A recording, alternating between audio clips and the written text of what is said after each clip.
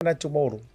ya o ngiso ka ko fo afo I mangi holiday sa fenga I maya ya wala ngol tato prokala meu ya o le fatu te New Zealand ya o le ya lu la lo langi a to e la ainga to fo I ma to New Zealand sa o la lo o lunga io o fia lava si fo sa ya be se fo Australia America ma disi ta for Europe ma se fo yo sa mo wala nga ile au sa mo wo kwa ya li paka ma o weekend na vi ela nga le le tua I le de fia le asolulu asolo da tolu ma sina lo fa lua fe lua sumar fa o te fifia fai lo atu le fu atu tino va to sili le tama na moi le ana io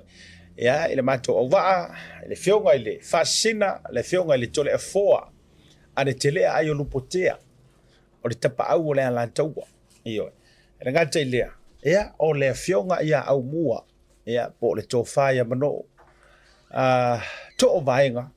ya la falafa tuna o to la fo ma manu o sala ya o tamali wai longa le tu la kapi ya fa malo tu lo va se lo fio ngal fascina ya be se fo le lo fio nga wo ta lo fa tu lo talenga Asiata malo le soi fo mo man la ma ya me se fo le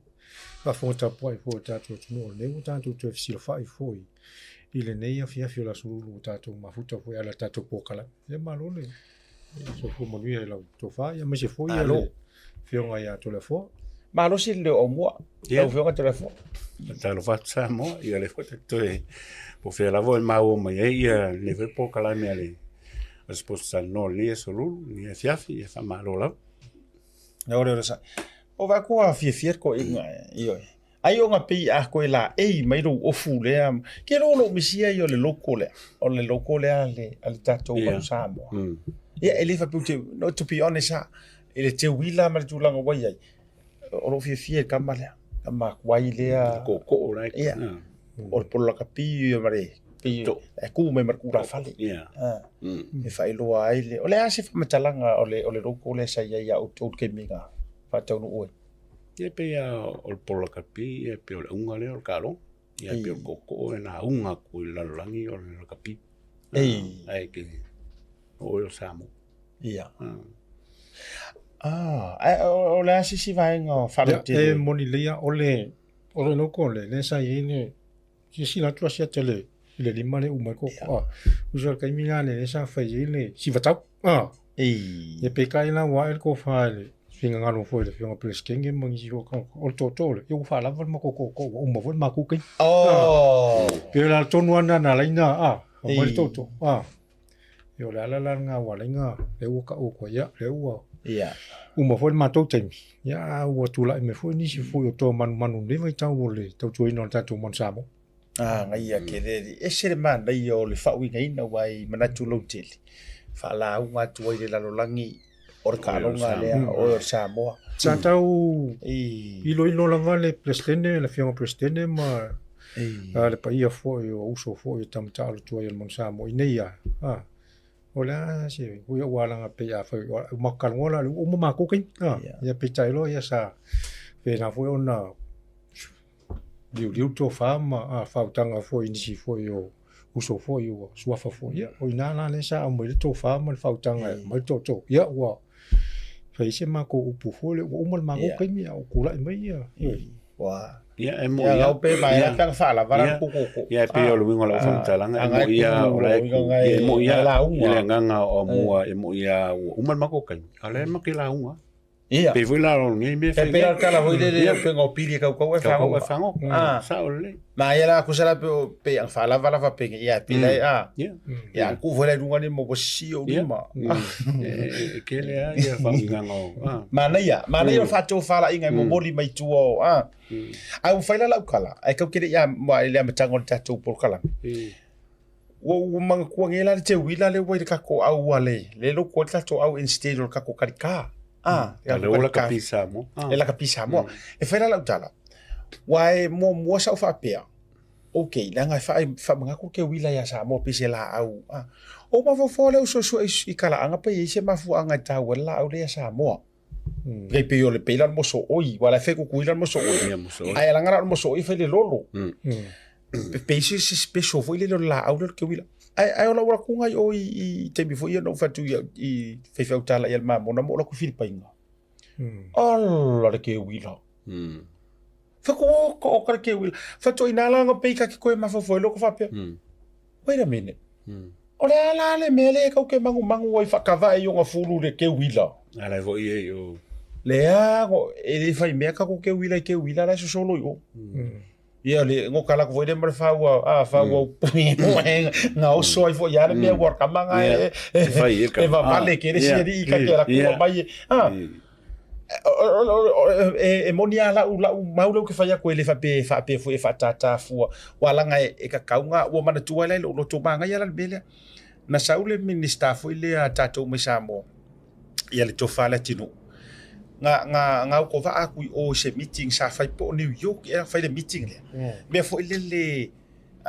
if fanta wa inga matula fo ile le ke owning mo branding se me ke owning e own Samoa ya man le so nga le mo fakara ngwa I le lan ta mo fai ave le pea le kakau a le ngala e baku ele o lavangi ka ko mau e fai ko original ya ka ko le mele le la wa ri dai ro ma fo le mele wa fa pena o malo ta ma fo ngo so ke wila fa pea Ole that's a brand. Mangkua le laula awa fo ya engelangi o ya ka ale losa. Ole laula awa akangaka. Ni usila fo. Laula awa ki usila le fern. E yo la ku kalaanga. O va pero lea. Okay, ya mo le fo ngo felte wila sam. Ai ola ku yo. So le yo la fo e ke we farsa pope o I. Wa le tunu u fo e ka kodiko so ra tore le tunu I. Wala so dua manatu fo ngale le I vaenga ia. Ia ka ui wa ki lo foi polar ke mi o I fo inga fai swinga le. Ia e pe no fai ko ka ua me. O le fai o se pinge o se mea e nga sa mo ala vai. E ma fu mai ai. Aia. O ia ka ui me ka ua me. Ia o sa ngol te wila ia.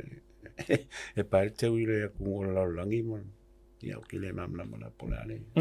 a pe o lo ianga o ka inga male por me vinga ele pinge kwa ia go ia ka ko ia mo ka ko la va ia nga ele mel ia swinga la le la ia la ma nga ia foi o te wile a pe o lo winga o le me ke lo identify o Samoa o le me nga Samoa e mo wai Na so vin ngaro. Ia ta le tulanga le pe ona mau fo I lo sauna fo ele o yesi malam la matonu la va fo le tulanga wa au mai le te wila o le ya ka ko ki ngena ke minge le brand fo le branding o le I le la rangi me yo wa pe wa fo le wa lo aku le loco le ole ile brand kai minge fa pisini sim tu la wonga le nga mau mai ia fso sani mo la ia pe u fainga ka fu nga le nga lo ke le te wila o le te wila ole fa ma brand ele o pe la ina le si tu langa na fu na le o titi lo le tato ono wa lo la va sa mo ile Manu Samoa le ilanga loko le na ia wa ke le fo la nga alu le wa lo te le la langa to le Manu Samoa ia te mi vola ni ia pe ana o le lopo po le ase to fala ingana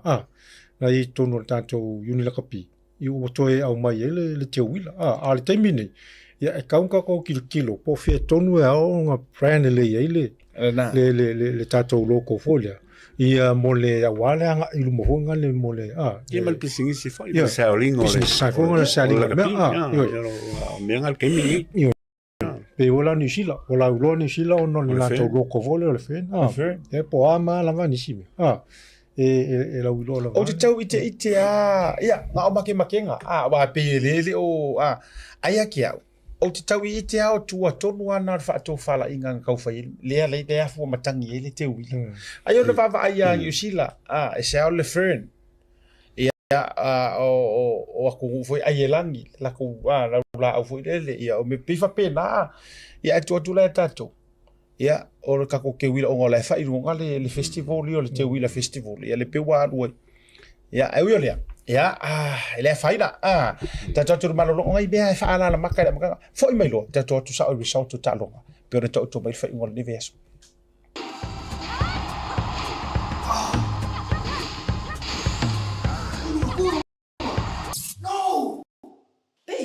Uma que espaço.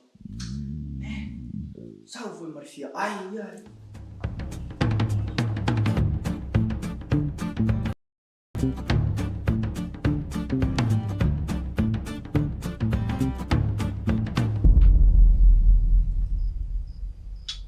Ei, mas é minha. Ai, sim.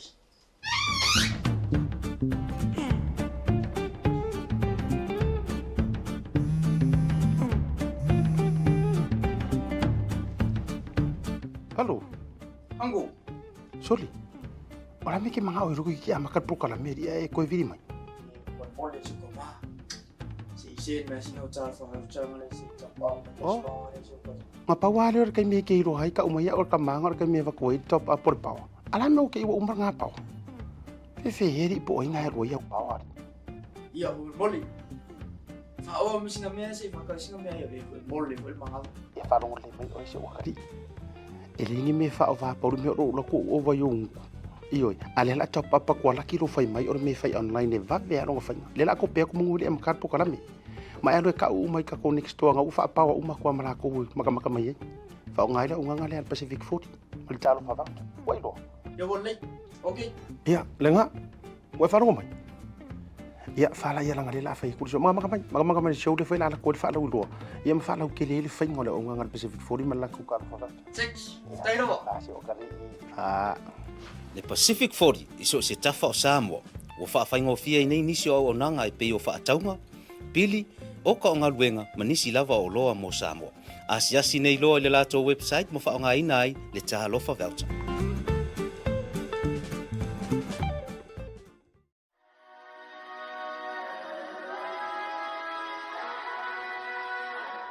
O le talawhivia mo e sa mo le anturu pele ua tatala ina nei au kilani ni usila mo le taimi mo mua le ofisa o le company le SMI ua mawhaia nei loa o na whaia oka mo mauta malawa raka te lea o whare sa ma whare titele i si o tātou aturu o sa moa e tau lantu le lantu lanlai au kilani nei. Mo le fausia i no whale, whaatotonga i no whale e te baua o malawa i le unanga a le SMI i mangele.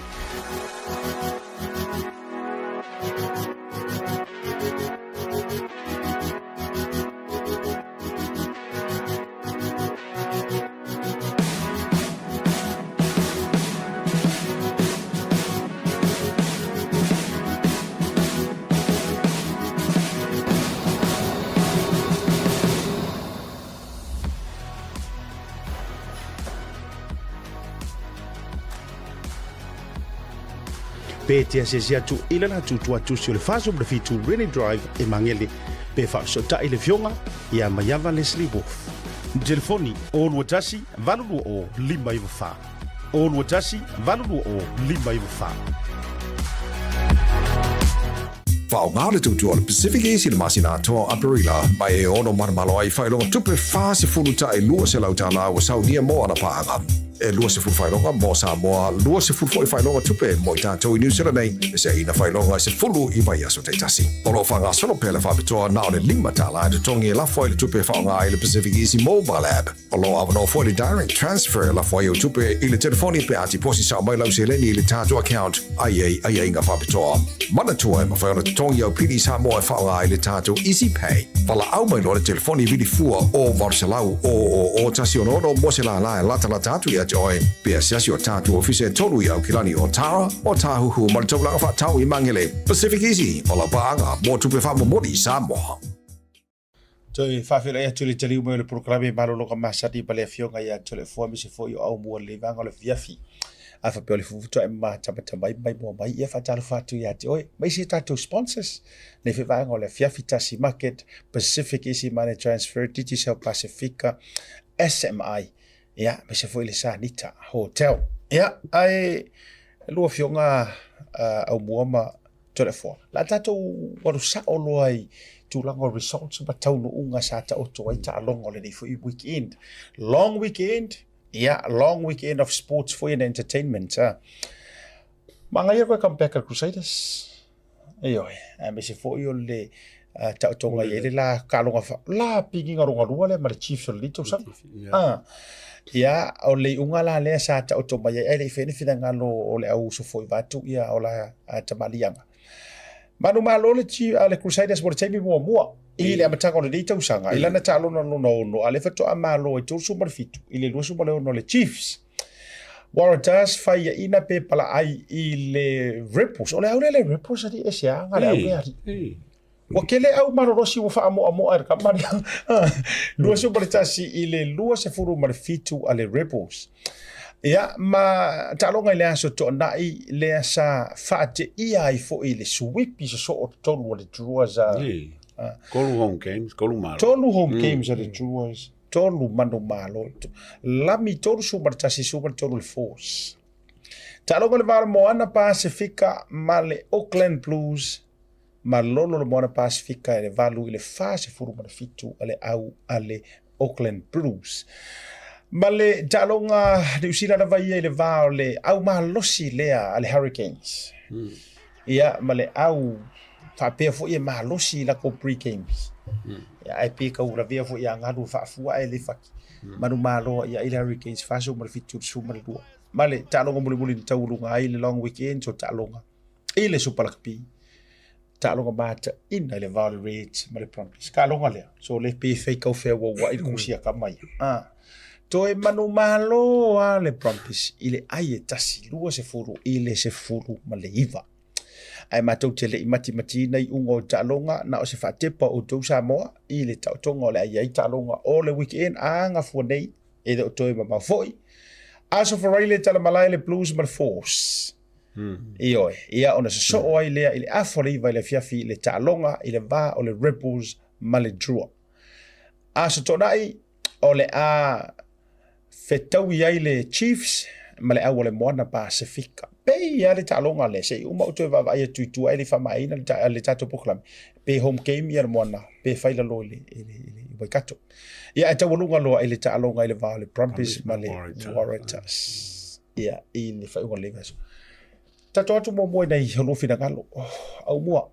Ole asa wakiro wa fia le kwa mon malo le Crusaders. La se vai ngana lau runga le talonga le. Ole le lei ole pui ngal inga le Crusaders. Toi le lei foi fa ngai no la tova no mo. Ole ele fai ngofi ele Chiefs ele talonga le. Tatonu misi le Chiefs la ko key player leo kama leo Mackenzie e ole sina tulanga vai kua o fa le tonu ele Chiefs ole la to face 5 anga le ya ka lo ko miki le kiki fo le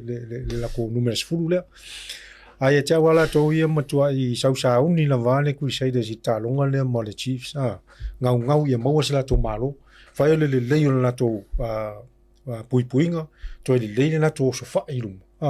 le leia na to skalamu tulanga pena le uma foi la ko line out tulanga ia sa fa le tunu ku se de stilo la tutalo Toleafoa Ia o le ko e ka alo foi au ia wa au ia na finals ko sankengi ia o le maro mo le ale kuse ia o le sifi ia o le awa foi kwa fainka ia e peo o le gaming o competition ma lo fa li makalo ia pe o le o fa mo le malo kuse alo ka ko vai ni lo wa maka finga ko pick up mai ai pe o le cheese ni se avango il ko la ia nga manga ia nga solo ngalo pero e la utala ya o lo foi o lo wi o tano anga ka alo ko mo Mackenzie e le fuse pe ku sai se mo peanga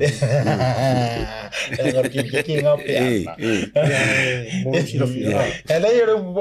anga ia Mackenzie porque me que foi na face 5 o mo manga ia ka alo qual lei le sina ele ko maka inga na le Crusaders lenga kamo ele huka numero fa se fu miko Fakali mele ko sai step kama lo fafo in out fafo ale do foi na te lo si le fia le ya le mele o le players I turn ele foi ngo fia le ko mi milo le me o le milo backline versus full first 5 full peki ko rua le se peu ko vai mo e pai ya so stand from last time sai step kama lo ai ma ele wa ko a fia foi ele le uso tu lo uso ma tu mai e foi ma lo pai le mangui ya pai na le ka milo kama lo sa wa sa pa la si le ngasko ma nei ala ia o le our Crusaders mo support so mar Crusaders le mai mo mel dikemi ia meska pati malo le alo kapo ia le da Whaaftai le Waratahs, le manuia telen tau whainga le vāma le Ripples. O le isi ka alongo ki fia tā paso ruwhina ngalo le drua ma le au lea le force. E ese le saua le drua le saua le tausanga. Ama tamai so whina ngalo a Toleafoa. I wanga maua kala whape ka ungua kula o le Ripples i o le force, i mlai vale. Ma waku whame, waku mana lau papa. Ma, pēla e kolkasi e la ko ai e maro. Afa me nga ile fiki nga mlai vale. La ko ase i mera la ko panga e ko esul kolu. Kaka vai, kolkasi me kasi kolu. Pau si se. Ko ese i mai ese se kula ngā papi ko ruma. Ia vai, i wasa o ala le whenga le fiki nga maro e roma le tua. Ae o le ka longa ia. Wa kala uma famenga wa kimu wa famenga kimu le e fa pima ko le fiki ma tuati munga me vola o fiki a kimu o na tight play ele am kwa ese le menga e fiki so ma kwa i mkaukia awo ole fata no ino le kapteni le afale ale force yo la na yetala sa o ku ki munga la ele o se tala e fa pe so ai pe pe fai mal tanga la va fa captain o le la va aula ya o lo yo ko nga ka u le fifi ke le ka ko ka yo va yo so le fe le ya fiki so le pe le len mai pe le len me va le ka u e fa va la lua o le sirin tau mo man lo le tu pe yan tatu Talanoa fo le ina ia mana i mo i lava foi la ofiti ala lo ta o ta tu Pacifica sa mo matonga mo le il ta alo fiti le inga ia anu pe lunga mo lunga le o la pi a mi se foi na ne ki nga ki mo o lo to te lo tanga ta so nga makama se e ko ma ai kolo wa al fiki e fie mo kolo ale matua no matamata ai al ka me foi le o excuses uma ge me va wakimu wa wa tu kuda la ofit sa ala se inga mla vale le kolkas tolu mano maro o que fa foi o le au nge fiki mo ko ifenga ka ngo kai ropo fere fo wiki o fere pack line so ku sa maka ka pa o ka mo e so le matua sawa umo tanga tau yo le ia fa tai foi vinaka ka le tamo se revi ia mal to au fiti ma nei ia tau fainga ale au fiti me email jaro con bona Pacifica male au le blues ia awa langa o le si le fia foi tatou ngā luenga sports Talanoa ma le Blue TV e mai se foi ole ma wala va noa e so tau au ma le au le moana Pacifica ia e ui le to ai tau no o le talonga le sa mo o fa alu pe le na matiel to tele ia e mai a ka ronga le moanga ma le moanga wala nga fa sa mo moana lano moana ma le moana ia ele imruia ele tau mo fainga ale au le moana Pacifica la na home game mo tato atu marolonga a foi mai o le tapale o so rufina ngalo e tu sai o le kuranga o kula i merkaro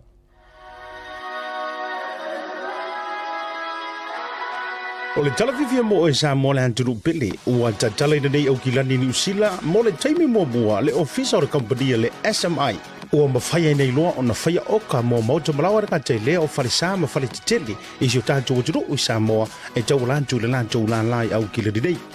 mo le fausi ai no fale whaatotongai no fale e te baua o malava i le unanga ale SMI i mangele telefoni o lua tasi valulu o lima i wafa pe te asesi atu i le latu tuatusi o le faso le fitu Rainy Drive i mangele pe whaafisota i le fionga i a Mayava Leslie Wolf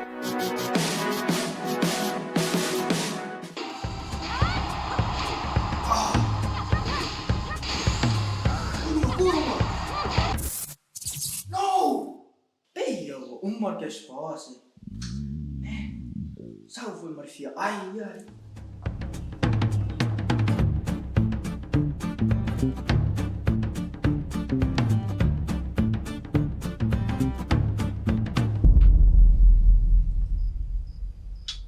Ei, mas é minha. Ai, sim.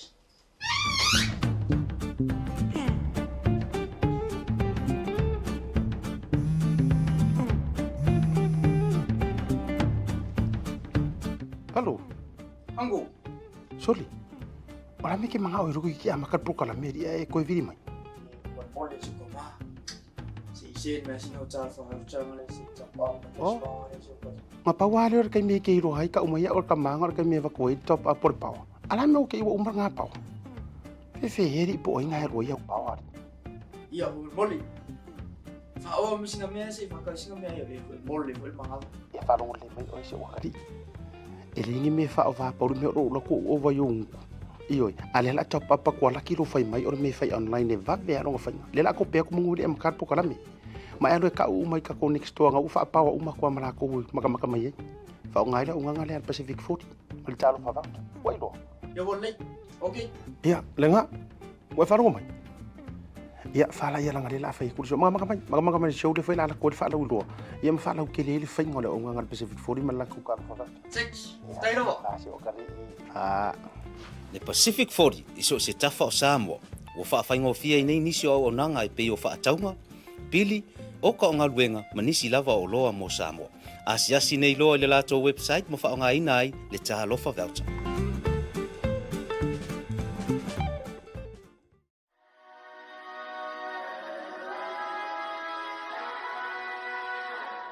O le talavivia mo e sa mo le anturu pele ua tatala nei au kilani ni usila mo le taimi mo mua le ofisa o le company le SMI ua mawhaia nei loa o na whaia oka mo mauta malawa raka te lea o wharisa ma whare te tele i si o tātou o tiro o Samoa e tau lantu le lantu lai au kilani nei.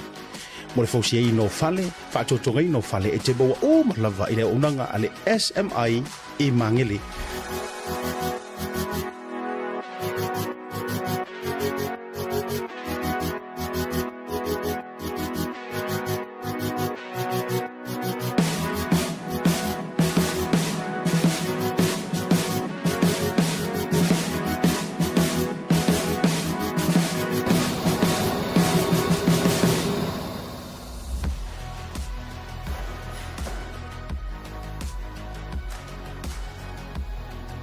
Pe te asesi atu ila na tutu atu si o le faso le fitu Rainy Drive e mangele pe fa so ta ile fionga ia mayava Leslie Wolf. Telefoni o lua tasi valulu o lima iwa fa. O lua tasi valulu o lima iwa fa. Vaega tutu o le Pacificezy le masina atoa Aperila mai e ono marmalo ai whailonga tupe fase fuluta e lua se lautala o saunia mo ana paaga. E lua se fulu whailonga mo Samoa, lua se fulu foi whailonga tupe mo i tātou i New Zealand nei, e se ina whailonga se fulu i vai aso te tasi. O lo whanga solo pele whapitoa na o le lima tala te tongi e lafo i le tupe whaonga i le Pacificezy mobile app. O lo avano fo le direct transfer lafo i o tupe i le telefoni pe ati posi sa mai lau se leni i le tātou account ai inga whapitoa. Mana tua e mawhaona tongi au pili Samoa e whaonga i le tātou Easy Pay. Wala au mai lo le telefoni vili fua o varselau o tasi o nono mo se la e lata tatu i joy pe asiasi o tatu ofise tolu i au kilani o Tara o tahuhu maltolanga fa tau i mangele Pacificezy o la banga mo tupe fa mo modi Samoa. Toi favela atu toi fo ba yole proclame maloloka. Tatu te o lo te fisirige so lo fitangalo. E pe se ele ma fau expectation na ka kasaya. E se le unga na fatino ba yele ta longa le. O le se wa finangalo i vaenga focusere mona. Where did we go? No, probably wrong or somewhere that needs to improve. E te tau na to e whaale leia ma tū langa li tālonga le. Lai sau ma tau lau whionga Toleafoa. Ia me mo mua na kauanga ave se kaunga pai i Vaega Sole. Ia le moana. Kalwai ngo la Somali. Ia. Wo kia koe anga malea. Pio lai ma fa Somali uga kome ki ma. Ia e pio kalonga. Ia. O fai e inga. Ale ven kako vai e le fa pias fai inga fai ngo fi e fai a onga ma. Le pule nga koa ia me se foi la makamaka. Asa pole salmon. Ai e kako vai ke ia. Kako luia o le mea o el ma o lungo o kam fai ngai alo fun fanga. Ni foi la uia kalangoa i si au uma e fa kusa salmon. E peia a pawai o players o available le nga maua ska mo fa alung. E fai e ia la ngalwen. Ia e kai peia me uma pola po a kala e fai ma me uma o li sort lava kauka. O me vona ia e kauki kilava pe o fia o nga o lava pola la kam ka alo e ku alo ma vau o lunga al malefa ki ngoi. Aumua. Ia o tūranga tālonga Asiata. Tele tele fa le tonu tatou fa le tonu skalamu fa le tonu line out Set pieces. set pieces ia aringa tau fa le tonu fo le pu midfield kele mia ia pu misi aringa tau fo la matua tuku tale aula le plus ia wala tau ia ele va pe vole o se o le fainga tala vole tatou lenga tua na kau kongi ki fo le mona ko o ngole le ai ngi polo le ingi polo le ia mau mai e o fo lan ka ko halfback como fai le halfback fo le ia sauri polo but o le mo fai la vale nga karikali le nga ka fo nga driving malls mo ko tuku tale le plus ke le mau la ko sko pe o isi na tu langa fo le ile tato titilo pe ya le wa fia wo ni tau sango ile wo po ko sanga le mon ya le la va o to sanga no tonu fa le tonu tanto ho le telo players ya pe mai tau pe ngal pauane o pulo players fo ia le o ki le ka ko mo e fa tino le au ona le fisili na to e tau a fa pe o le o fa le tonu le moana na tulanga tau se le nim tulanga fo le ka o mayo e sa le ele mo fai o nga fai le fa tau inga tau va fo le mai ngo players mo tulanga le mene tau se le o le lawa o fisili la ele o ngo maka fo le fai ala au Samoa fai la botong ina ia se swing o le tula mai wa ya wa a titilo trai o players ia mai le tau sanga mo lua le o temini o le la o le na ma o ngalu e le foi fisu ya i fai o nei na valo tu mau ia le fai ungo o tatu talong foi se tula foi o le o no ta inga foi ina ia lifi mai ia le ia ni ya ele fa pe voi fa ta wanga vale pe vai mo lano foi le tau fainga alo mo fa nau nei o tau tu le mata alo tatu mo na Pacific ma lo fa tatu te se ro fa le ro fina galo te lo ele se vai nga sala se sa mo ro no ilunga ile vai nga foi le ia faia o nga le po tele mo na Pacific ka ile stona il talo ia tau me foi le no sa ma toi me so faia o nga mo le tele friendly market tatu te fitu no fa lo ngale nei i Talanoa nga foi al so nga la Michael Jones ma Brian Williams ma ia tu sai ia i Vaega fa pe ole mela no pikia ole loto male no ta inga ole nga e malo o kanga kayo ko kau e fua inga le mang malo pe ia so no nga Aumua ele ka ku ele sia nga vale nei tama fa no ele ma fai fo ngola ko i lor sa vali pe ale fa le wa ko ma le fa so ina to ngam ta fa pe finkanga mga kero kia mo ngakile le mongo velo Everest lu nga ola mai ka si malau o ani me wa vele poli yawe ai me fa piko ma fa inga pe la le tau ma wo fo ia dai so fa tal no ngal ta to BluwaveTV mal ale sports Talanoa i lalo le press release le sa auto mai dai so fa tal akangia mai e feuroloanga issue la tu langa vele a fai fo wa kuri ku ka pa kile au ia e players e matua tau ngata ele mafaina nga fatia ele mo na Pacific mai fa ka alo wala ngai mo liero sa no a si sira fo le au akoa e fainga kai mau au mara au akoa le mo na ka alo i su pala ka piangi usi la Afrika inga le blues ma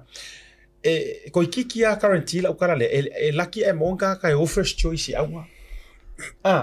kusa e pe o support player o kaka fo nga e substitute ia botato what you see the foila le likes la si ka ko legends ka miki o Julian Savea with a lot of respect ia mantua la usau mai o ile Hurricanes mantua nga fa pena ia o se kamba ko nga fo se kopu se kopeke tasi ia o Christian Lely Fano o nai tamane ia o fa solo na si fole le tulanga i le malosi o matutua le talonga ma a le speed la fo ia ka longa ni kai mi o matua so vaenga ia o e feki o mai tulanga results pa vaenga fa pena o le fa ia fa longo tano ma tu sai fo le tamu fainga o le ai mangkua ole mai al taman ni tu sang ele o mi se semi final ma se final wala ngai ko kia currently le impossible ole le ia kele aku ngi malo mai lo tu sang o tu na ya which is in fact a fo o le he's on that line i kai mina ngai langa le ua fia malo le borua malo na mai sika longa ye ku uma ku ila ka usanga kai kas so ato e mawala si rua pe toru pe fa le lava wale le titil ta misanga ia vi ele tu o vanga wa usia tatu mo ai tatu tere me i le Hall of Fame se fe solo fina ngalo le wa fa no mai le coach al tatu au tele le Manu Samoa tatu sfuma lima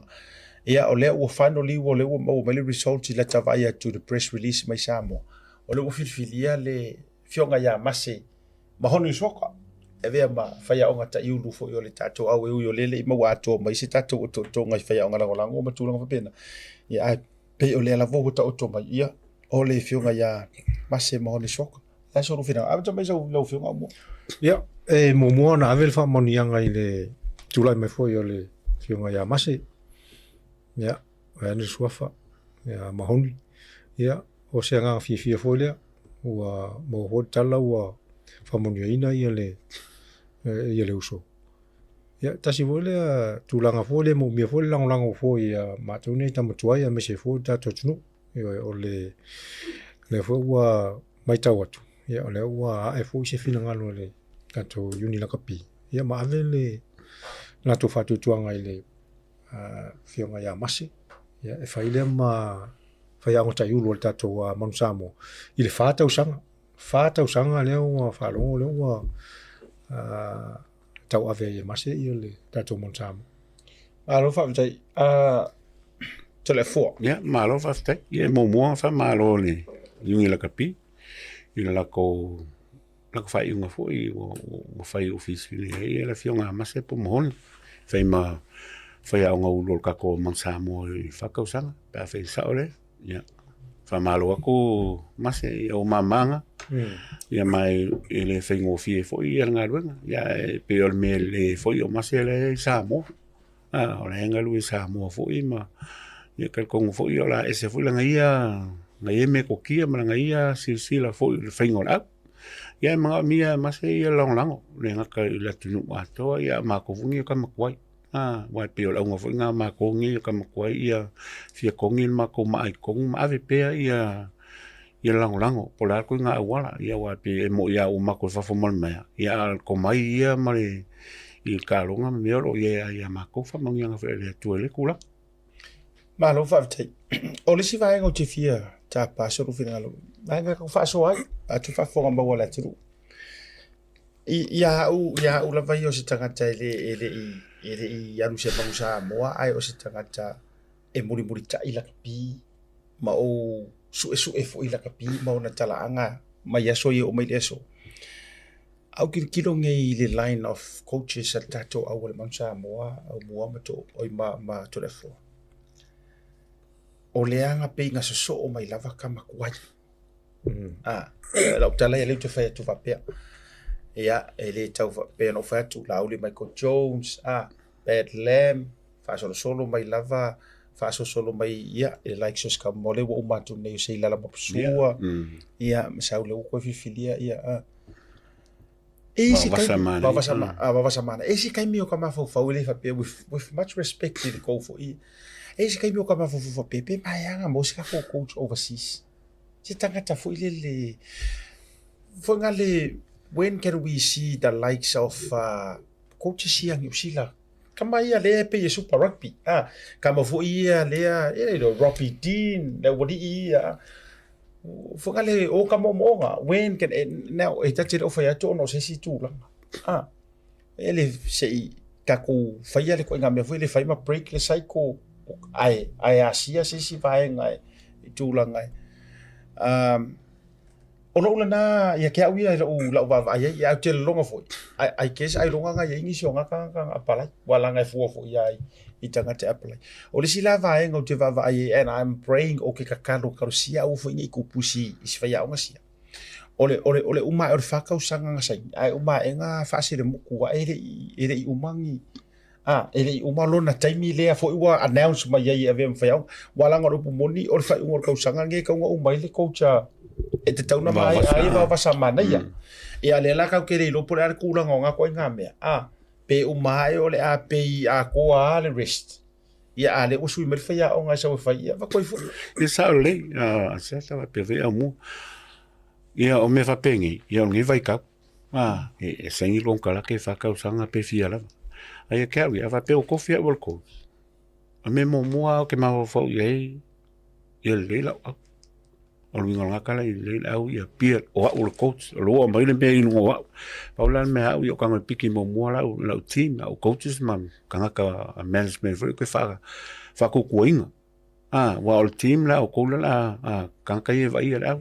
ia ngo ko le la au me fa penga ai pe o le me se ka ki el kaim ai pe o me lo ko ngi me ki oi fa lo ngaru so you have to prove amaka me ka lo mo ka alo le au le ko che ia mase a fa kain ia produce results ia fa mali ia le me nga ia nga maka fa le nga ku mawale che nga ke sengi ia wa ol vai kaim ngi fa yang sengi fa ka ko se vai ka sanga le pe a fa le ko wa ka kala e mesa au la performance so performance sa ui mo results so ka lo ni makiala mo me ve so ka inga ai pe o la via nga so ia nga ngaku so ia nga vai nga kulanga me fa pengi e ko filo oe ia ve a koa le me a koa ia ka longa mo ai ke me nga e me saile wala nga iri si vai nga tole fo o la fa e sa no mane iri si vai nga wo ta fa lo so o tu fu i tatu fa ya o nga wo matu la le specific ya pai ai pc upu e fa mai a fa le ko ngua ngi ka pe nga ngol mong sa mo se ka o mai langa o le develop pale au mo le World Cup tasi le vai nga ka ilo sa ro fa fo a tai tai so e fa le ya ai la fa ro nga me fa mai a fa inga mai ro fa mai ya to mali di langa le tau su air place tau ti pe le ka ko au se au development team fo le ka u ai ya te au pe la mele te tau so no from game 1 pingi ya pe ya o final pe ya o World Cup ke mon fa ko foi po au que se que me foi me se finanga lo mo o me nga pe ngo fe ko el ka o mase o le samo o la foi lang ti valum la foi lang nga binga mai la lo i la lo o ka u ai nga e mo mai ma fo nga fa ye la o la winga nge mo coach man samo que con fu la que le vise swing e kula ngai i me umalava le mafofonga o le me o coaching i fa pe ka o e o ka maore au o e o fa ya o e o fo mai o me o puro umanga o me umanga ke fa so wa a fa inga au e ke ngofo o coach o it's me e ke le mfengo ko ngofo ku i kam ka Aumua ya after i sia tawo tele tulanga le tato o mai ai o fa ya o le Manu Samoa la tu loina lo fsiri le fa pe fo le te o lo no ta inga ia mo mo se fa ya o fo le palangi le lo super rugby po fia la fo international lo ya una to termine o tele awai mo langa le o fa fita le tu lai mai a pa lai mai palangi saul palangi mo nga luenga e fai o mala va tato uni mem na o palangi a tu lai mai na ta ma fa na po ano sa mo na tu yo lan to wona le au ai apala ia tu ngaruenga mo ngaruenga o fsila na lo fsile ne ta lo sia pa fa pe o le lace package mo mase e lo tasawa e va pe volia tu langa le tu la pe na langa le mena e le ngata fona o taimi fo nei fa ya onga pala ni wa kele nga kele mo plan ma strategy o me fa pe fa fenga ata to ti tiro la o fikile nga uma kule ile World Cup na fa ya onga ya fit le voi la vai fo le tua termine ya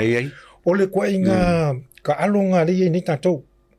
ya pela le tali na la ofisile o kele ka rianga la palangi kai mingi ala le me tau tele mo we results pela la produce fiki results ya o tulanga na o le fo la ofisile e le fa ngofie le tula mai mase lo winga la tala ile pulo players a ya fili mai wa tau tilo la terminei e fu kele lo foi la po le vano tamtalo pe anta to Talanoa tau sanga le fa ile World Cup i tato tamai mai Britania Europa le ngo fa ya ko fo ka la me o kele ko manga o ka mai ke o mai le ko mita ko mai ele o a ko la ko pe bonga o mai e fa ka ngu inga ia koe ma ke na ko o kele koe manga ona tulanga na o tempo ne o kele ka mai ke le o misi mai i Super Rugby, NPC, mai si level ia. O le kaimilangi ko nga mai ga ko. E piki me ga ko. Lau ka sawa kai foi ka ko ki kilo lisi ai kia. Po le alfa mai wala e fia a ko e foi ku le mele sa ma to e foi ma to sa ko sa mo. Sa ma to o ke le foi ma ko sa piki mai o mai su e kala po ka alu mai. Pe club level foi sa we ma to. Ai mo lunga la valen PC mai si tuna me for nations try nations ang ngi si la skari mai sa o tulanga la na lo titilo aka ko kilo ka meki fa te tainga afa pe ngi si la kilo ka meki le misi ka konfai po ka meki inga so swani la ya masi po mahoni mo langa fa mo la yi nik o winga le na fa tulo tala le Aumua ma na ia langa te mana o e fa tu po se fa so se kala ngwanga le wala nga mana ia mele mai alu winga lo tala lo tu mita ia le upula le results ale kupo no wiki wala nga e fo ile history mai o ka ko fa ya onga e ma fa no fa pe atu tele yo tama tua ia Manu Samoa por o peleki tato tama fa na our results here produce mai sometimes we are the worst ko ke ka ko fa ya inga au fo even na au ia le fo ala kapi ko au mengi la kapi ngale kau la ko men fa wa ka ko marolo wa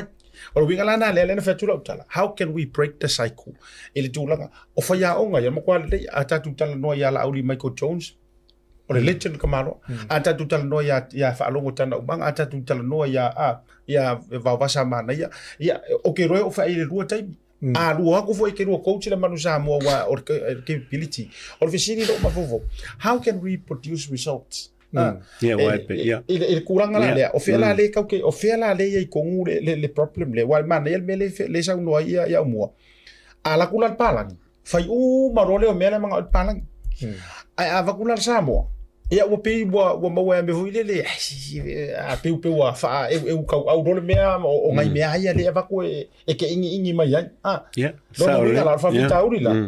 e ke le la fa vika uri la sa fa i ko ngu makanga ka fa ia ko ngu makupe me fa penga e sa le Asiata te foi Aumua ia ma ka le foi o le auri no ka sin ko te ia su appearances ia o kama karori ile man ia pela esa ole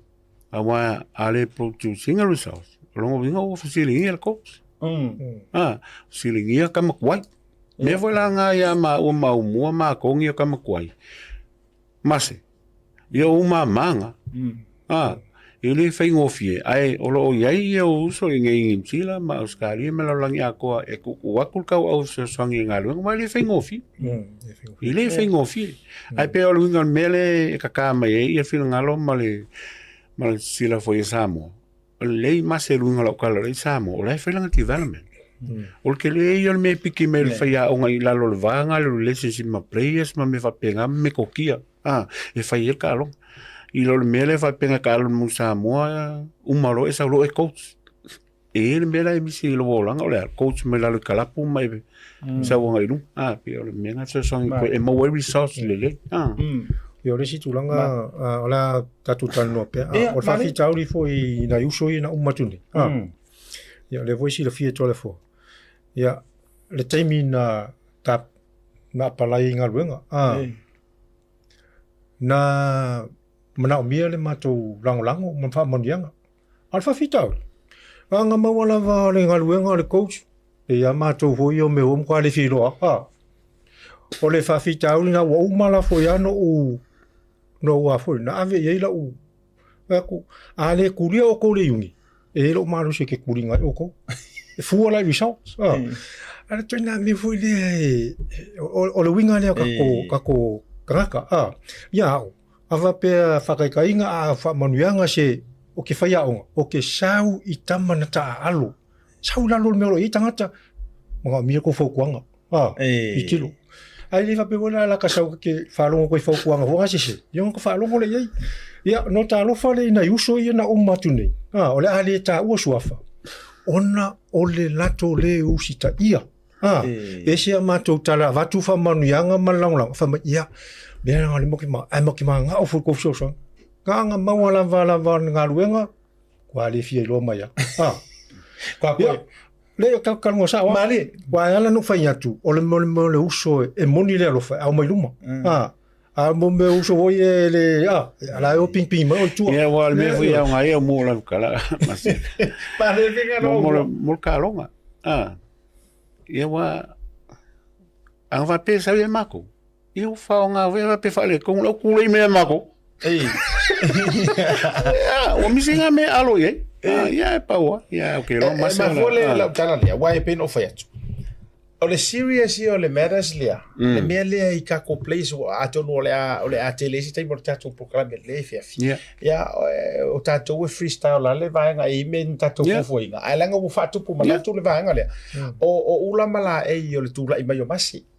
Le fa fonga mai. Wala nga no vai le mai ngol under 21 lenga under 20 lenga mai lenga ma coach mai ai esta mo Potula sa sui fa ya onga mai ia mai lo potu. Ia ai sui fa ya onga mai tuilangi arisana tuilang. Ma fa ya onga lango la le na sa west mo mase. Mo vaiala, fe nga ya mase maka mai ki la Lord Field. Ele fisu ya inga mo calls. O se tangata fo ele o se kanga fo ia ngu I le racing o fa fitaudi. Sa la ngona fo lona leo taimi stand up for players ia fa penga fo supporters ai tau ai wala nga ia ale leile ko ye ki mar ko so kanga le fa tamatu ai ma fa ya onga e mo wai le vangoa le ai mai mo foi penga fa onga mai o to ola wale tala mai le o to tamatu ai e fai maso o upu nga I kamaka alo ngi usila a wai le fa pe o le upu mongi o ma sangi ngi si o la kapisa mo a yungi I kamaka aloia. E ta e masangia o ya o tau I lungo whengaringa le inga whakaronga. Ia, lene tatou iai nei nai le Hall of Fame.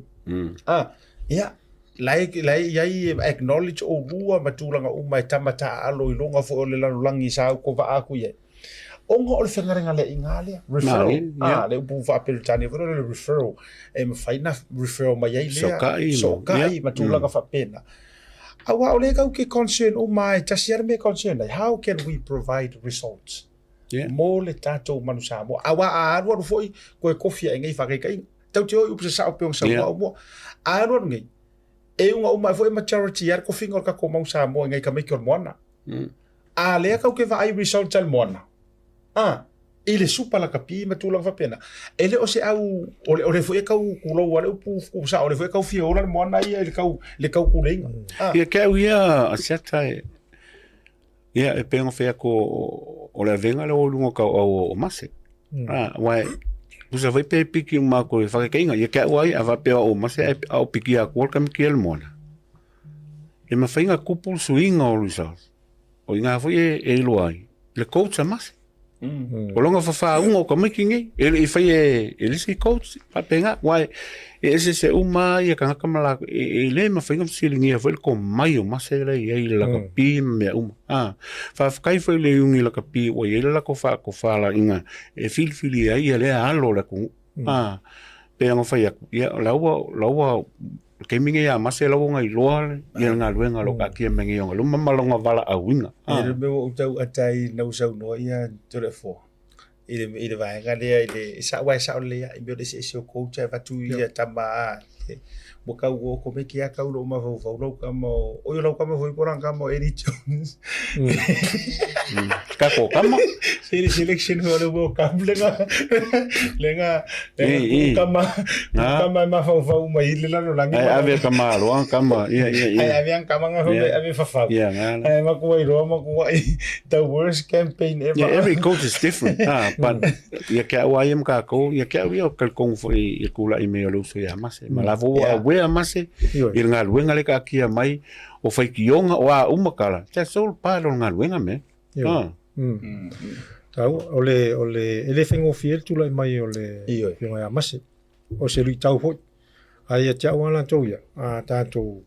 mo wala va ta mai tio lo fia tau tu moni mo samo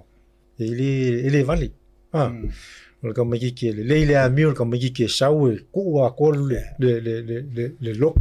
loko ngo o ngai era le a alo mo Samoa ulanga mana ale tato la po le vo si fiele Toleafoa o le tato pe fa mai wa ma to fa nga wo mo ele o mai na o fa nga wo fa ye ma le levo ma to ma futa fa ile me sa a vai tu fo ya ye e fa le ko mai sa o mase o fa sa ya mase o le o fa ya tu ai mano no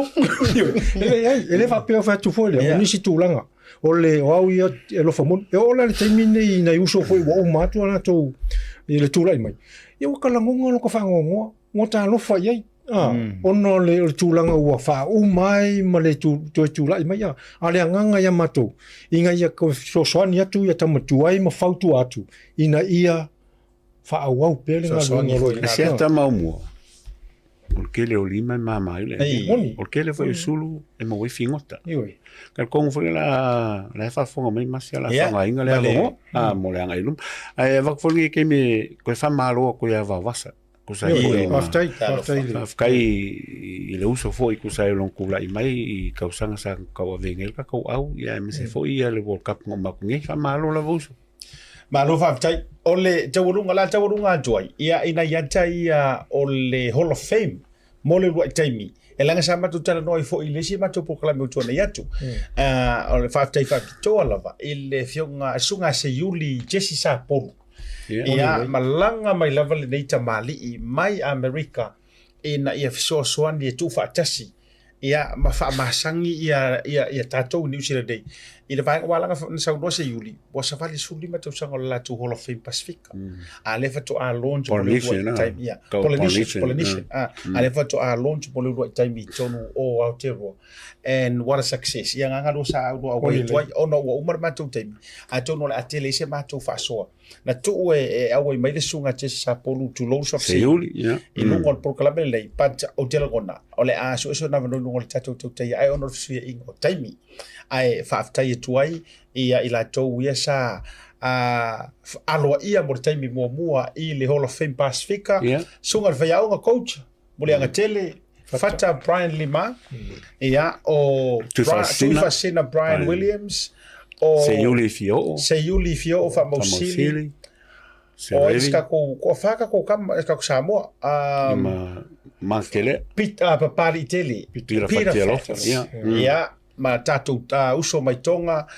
John Lomu ia ma George Smith ia ma le tatou master da magician flying Fijian wai sale serevi ma e to fitu i latou lea ua inducted i tonu o le Pacifica Rugby Hall of Fame ia e faasolo lava e le maua kalakalangoaga ma le suga se iuli lea Jesse Sapolu e faauaupea ia o te iloa lona uiga o se taimi amata ae o le alu mai ia tulaga o tamataa lo le tatou atunu ia me se foʻi le atu Pacifica ia ua mai ala kakopokalamangiva kana fefi isi vaega kiua misi ia faafekai Samoa le kou faafoga mai foʻi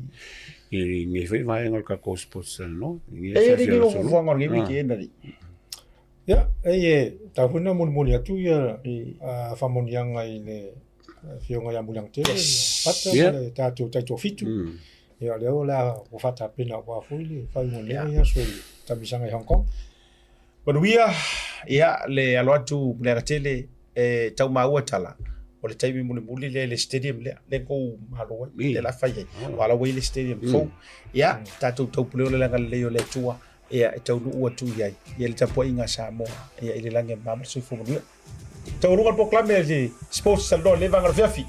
matou alolofa tele mo outou soifua mai e manuia